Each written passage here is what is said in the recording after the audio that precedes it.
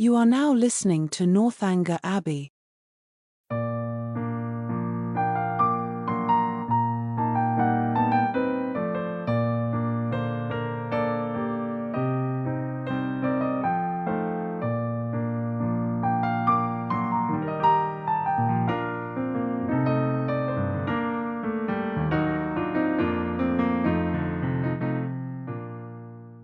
Chapter 30.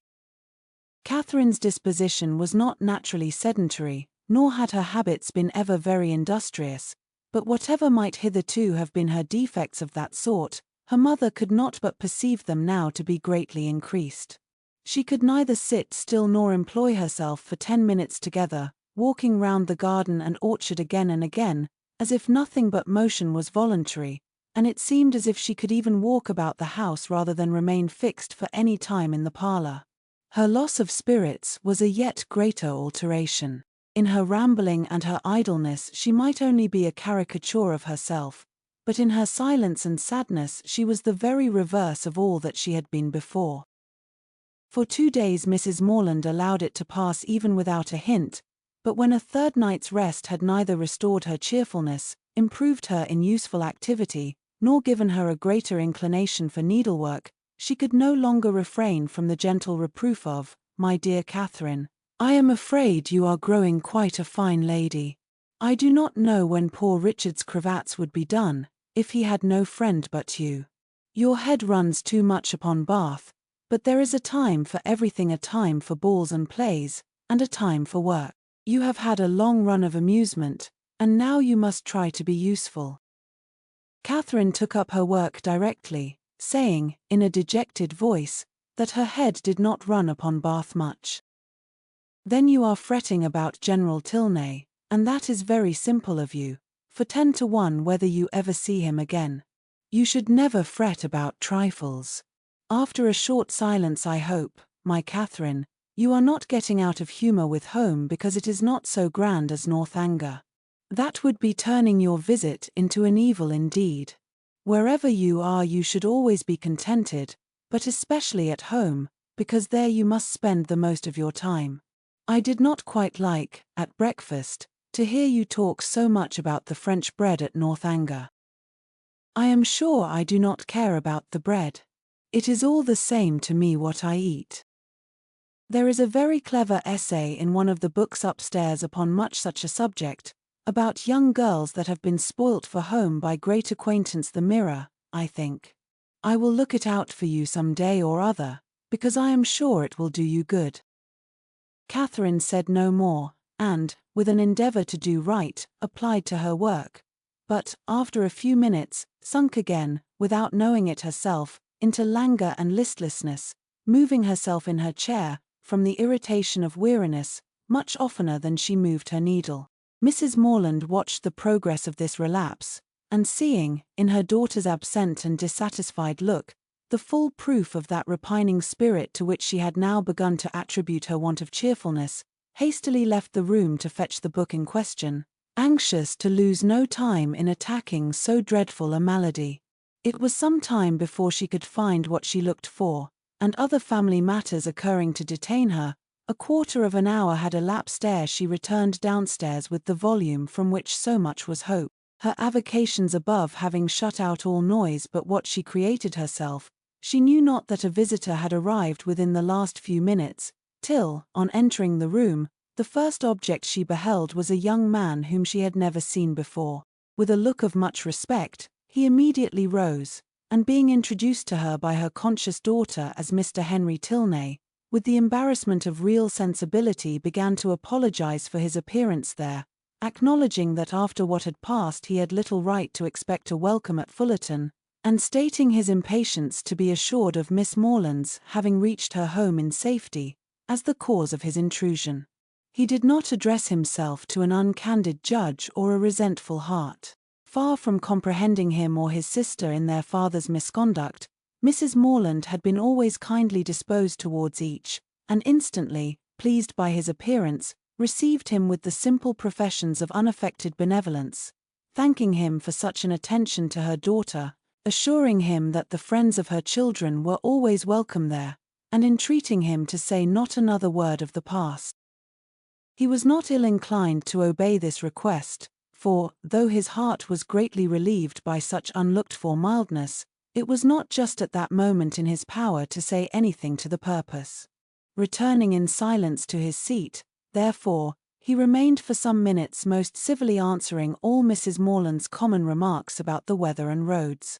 Catherine, meanwhile, the anxious, agitated, happy, feverish Catherine, said not a word, but her glowing cheek and brightened eye made her mother trust that this good-natured visit would at least set her heart at ease for a time, and gladly therefore did she lay aside the first volume of the Mirror for a future hour.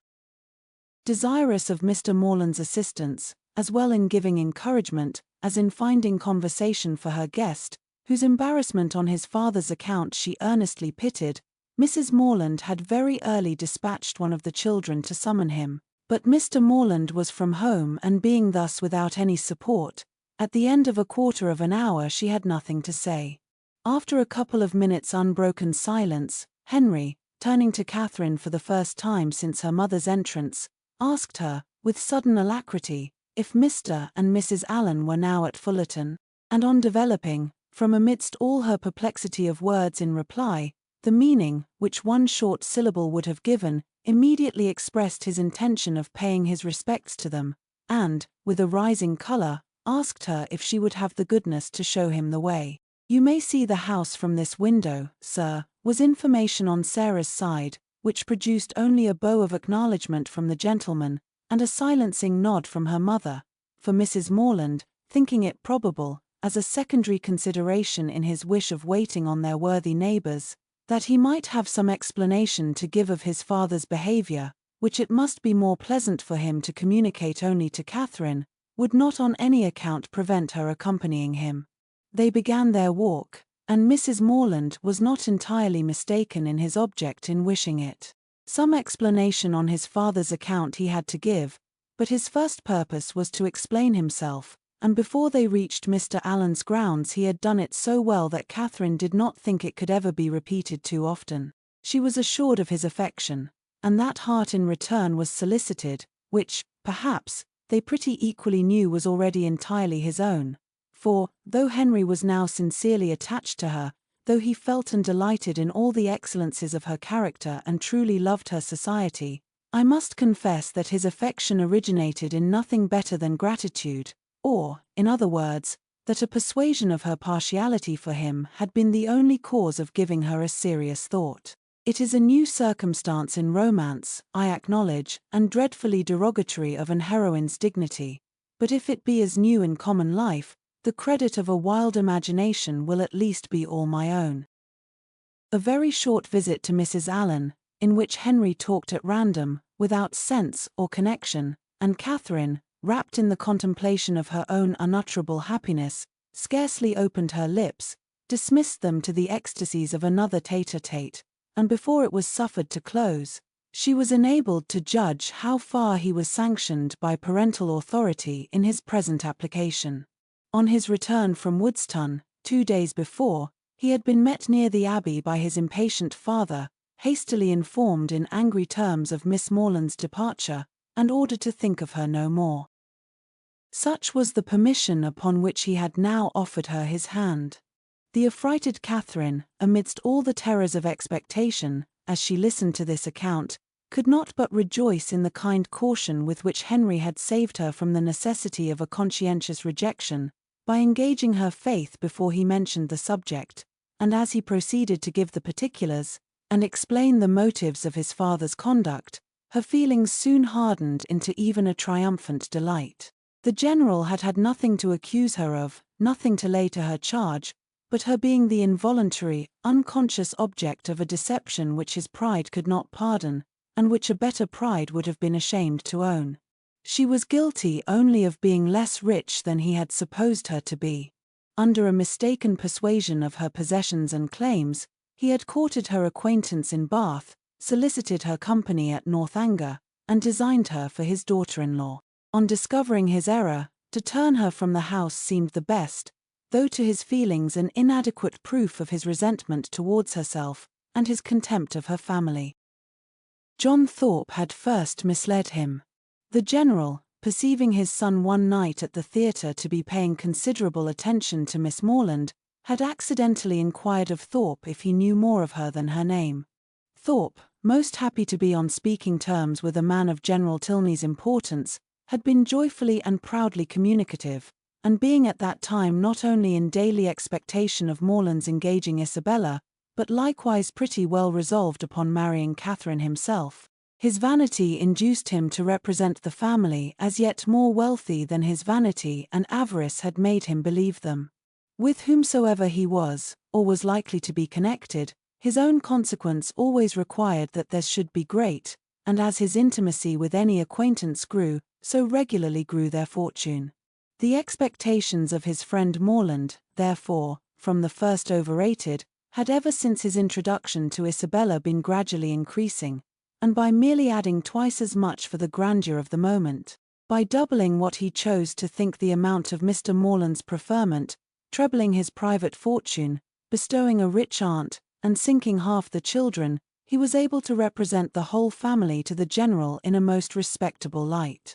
For Catherine, however, the peculiar object of the general's curiosity, and his own speculations, he had yet something more in reserve, and the £10,000 or £15,000 which her father could give her would be a pretty addition to Mr. Allen's estate.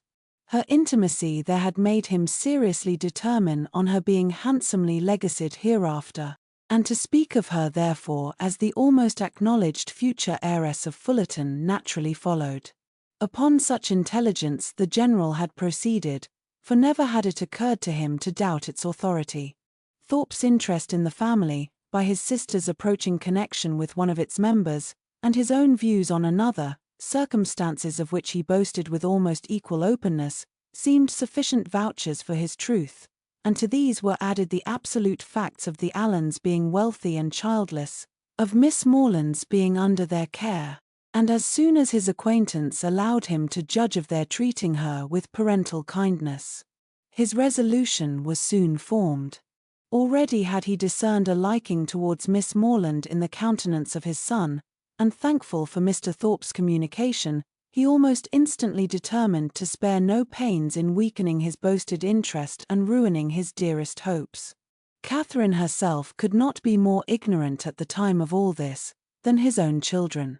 Henry and Eleanor, perceiving nothing in her situation likely to engage their father's particular respect, had seen with astonishment the suddenness, continuance, and extent of his attention, and though latterly, from some hints which had accompanied an almost positive command to his son of doing everything in his power to attach her, Henry was convinced of his father's believing it to be an advantageous connection.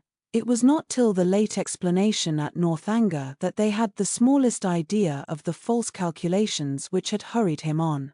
That they were false, the general had learnt from the very person who had suggested them, from Thorpe himself, whom he had chanced to meet again in town, and who, under the influence of exactly opposite feelings, irritated by Catherine's refusal, and yet more by the failure of a very recent endeavour to accomplish a reconciliation between Morland and Isabella, convinced that they were separated forever, and spurning a friendship which could be no longer serviceable, hastened to contradict all that he had said before to the advantage of the Morlands, confessed himself to have been totally mistaken in his opinion of their circumstances and character, misled by the rhodomontade of his friend to believe his father a man of substance and credit, whereas the transactions of the 2 or 3 last weeks proved him to be neither, for after coming eagerly forward on the first overture of a marriage between the families, with the most liberal proposals, he had, on being brought to the point by the shrewdness of the relator,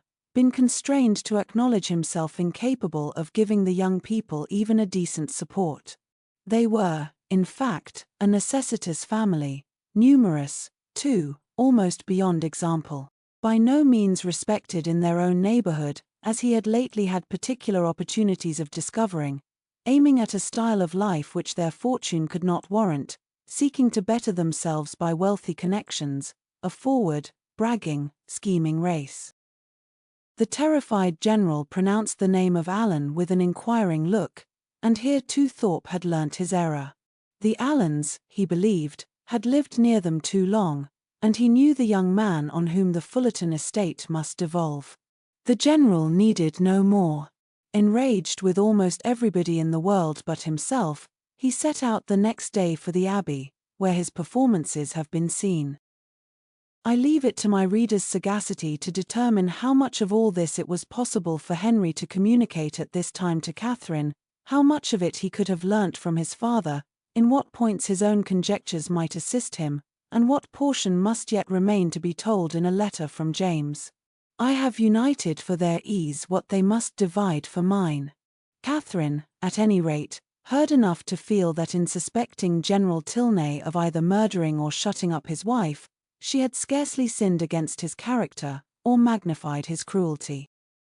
Henry, in having such things to relate of his father, was almost as pitiable as in their first avowal to himself. He blushed for the narrow-minded counsel which he was obliged to expose. The conversation between them at Northanger had been of the most unfriendly kind.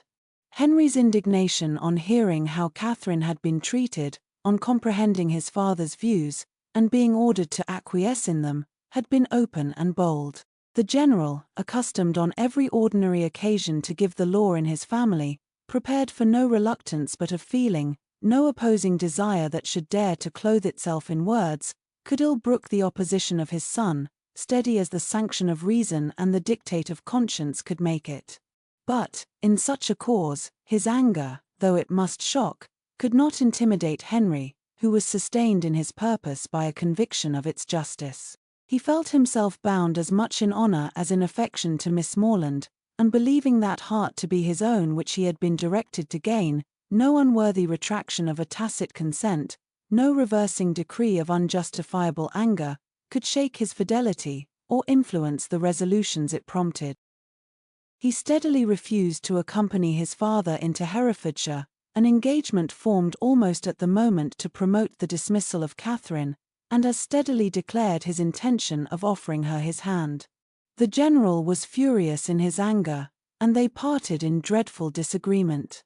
Henry, in an agitation of mind which many solitary hours were required to compose, had returned almost instantly to Woodstown, and, on the afternoon of the following day, had begun his journey to Fullerton.